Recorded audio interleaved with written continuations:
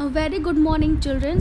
So, welcome back to the last part of the chapter, that is word processor.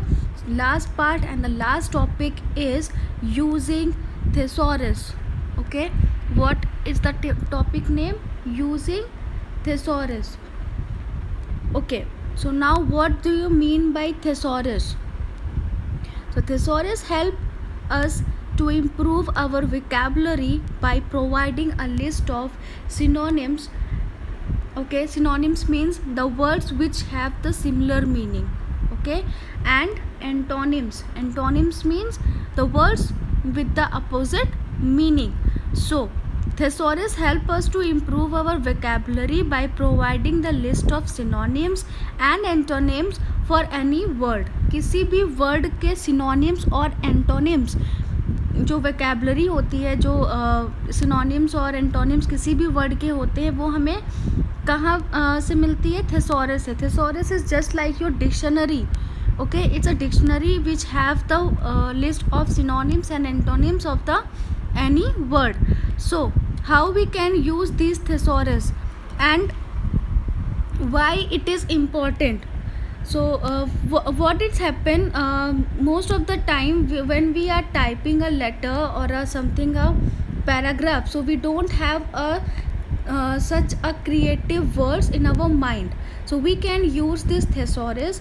Mostly they are often used by the writers to help find the best word to express an idea.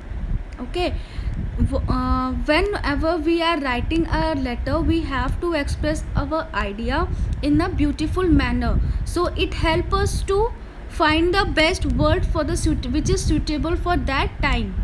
Okay, so find that words or a words by which idea may be most fitly and aptly expressed. So this is all are about the thesaurus. That means thesaurus एक ऐसी vocabulary dictionary है जिसमें आपको synonyms और antonyms मिल सकते हैं. Mostly writers जो होते हैं वो इसको इसलिए यूज़ करते हैं ताकि उनके जो आइडिया जो वो एक्सप्रेस करना चाह रहे हैं वो एक अच्छे वर्ड्स के साथ, एक इम्प्रेसिव और एक ब्यूटीफुल मैनर के साथ एक अपना लेटर या अपना पैराग्राफ या कुछ भी लिख सकते हैं.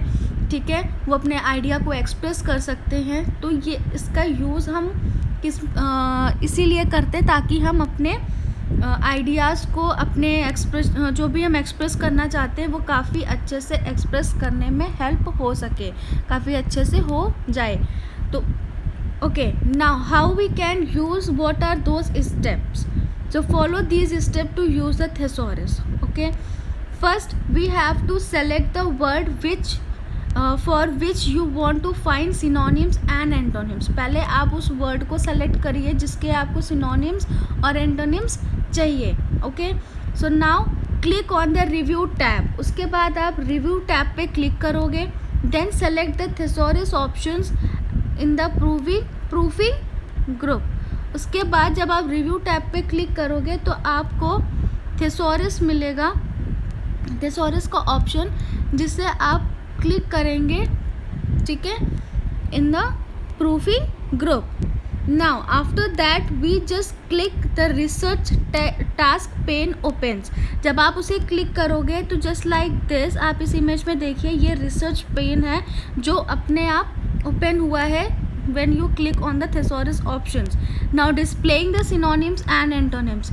उसके बाद जो भी आपने वर्ड सर्च किया है उसके synonyms and antonyms यहाँ पे आ जाएंगे. ठीक है, then move the mouse pointer to the suitable word. उसके बाद आपको जो भी वर्ड समझ में आ रहा है कि that is the perfect for this, तो आप उस वर्ड को सेलेक्ट करिए. ठीक है, कोई सूटेबल वर्ड ढूंढिए जो उसके लिए सूटेबल हो और उसे क्लिक कर लीजिए. Now click on the drop down button. उसके बाद आप ड्रॉप डाउन बटन पे क्लिक करेंगे and select the insert option. उसके बाद आपको एक इंसर्ट ऑप्शन का ऑप्शन मिलेगा, आप उस पर क्लिक करोगे. The existing word will be replaced with the new one. उसके बाद आप अपने नए वर्ड्स को भी सर्च कर सकते हैं, तो जो पुराना वर्ड होगा वो डिलीट हो जाएगा और आप उसमें कोई नए वर्ड को डाल के अपने सिनोनिम्स और एंटोनिम्स को ढूंढ सकते हैं, अपने लिए एक अच्छी वोकैबुलरी कंप्लीट तैयार कर सकते हैं. तो this is all about the thesaurus, then what is thesaurus and how it is used and why it is used in the word processor. So I think many more things are available in the word processor which help us to do and very effectively. So I hope everyone will understand this chapter, will understand.